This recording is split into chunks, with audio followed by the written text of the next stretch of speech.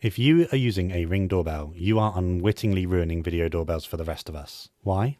Well, because Ring doorbells are video doorbells, but not all video doorbells are Ring ones. And it turns out that most people don't realize that the other better options out there exist. See, I did a video recently about how I had to make my smart home detect a knock at the door and chime throughout the house like a normal doorbell press, because delivery people seem to just ignore mine. After that video, all the delivery people got down in the comments to explain why they ignore them. And to be fair, I kinda get some of their points, but my conclusion is that the unreliable Ring doorbells are largely to blame. Probably the most common complaint was that they often don't work properly. So delivery people end up stood there wondering if the owner was alerted after they pressed one. So they think that knocking is just an easier way to guarantee that a sound was made to alert the homeowner. Now, I don't think this holds up against the argument of just knocking and ringing, but we'll move on. I personally suspect this unreliability is down to a combination of a couple of factors, like people trying to connect their doorbells to their standard ISP-supplied Wi-Fi router, which are usually too far away, and partly down to people who bought a Ring because they were cheap, and initially it did everything that they wanted on the basic plan.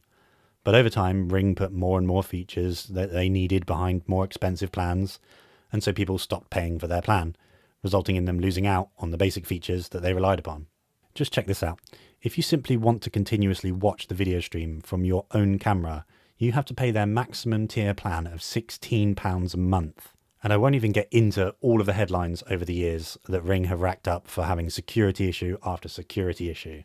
Contrast this to the doorbell I have settled on. Having tried many, I now use the Reolink PoE doorbell. Their basic plan is £0 a month. That's right, with no plan required, you get continuous video streaming, doorbell alerts and calls, person and package detection, continuous recording to a local SD memory card, or one of their local NVRs, or your own FTP server, and a whole bunch more stuff. And if you connect it to Home Assistant like I have, you can do custom clever stuff by pairing it with the rest of your smart home, like the knock on the door automation in my previous video. Out of the box, it comes with a wireless indoor chime, which you can just plug in anywhere in your home and it just works. And plus, while this is unofficial, you can run scripted to bridge it into other smart home ecosystems like Apple Home, which will then automatically play a sound on all of your HomePod speakers. And this can be tailored to play through ones which will alert you where you want to hear them and not where you might wake a sleeping child, for example, which is exactly what I do. Reolink do, of course, have some optional cloud storage plans if you want, which is absolutely fine for people who want to upgrade to a cheap and easy method of recording to somewhere off-site that won't get stolen with the doorbell itself if someone just rips it off your wall.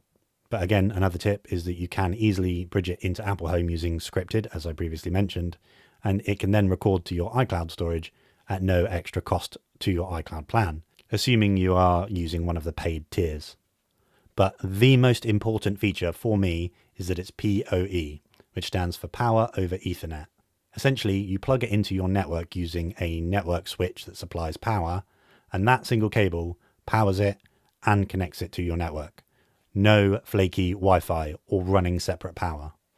Now, I know a lot of you are going to say that you need a wireless doorbell because it needs to be too far away, but a skilled Sparky can get an Ethernet cable where you need it to go, and that could be up to 100 meters from your PoE switch. So it really will work in most cases, much better than Wi-Fi at anywhere near that distance. So if you'd like to pick up a doorbell that actually works, check out the links that are on my website. There's a section for doorbells and cameras that I've used and recommend. Reolink do make a wireless version, and I do have a decent wireless option from Aqara, which supports Apple Home directly if you really want to go that route. Honestly, I think anything is better than Ring, but if you want proper reliability, you will always be better off with a cabled one. And a quick note here for those of you who think Reolink are just sponsoring me to put Ring down. They're not. In fact, I applied to be an affiliate partner with Reolink via another service, and they declined my request. But I still recommend them because of all of the doorbells that I've tried, they have been the best by far, especially for their excellent integration with Home Assistant. So as always, thank you so much for listening to my second rant about doorbells now. I hope this makes some small difference to which doorbells people look at, and in turn whether or not delivery people actually use them. And remember, home is where the smart is.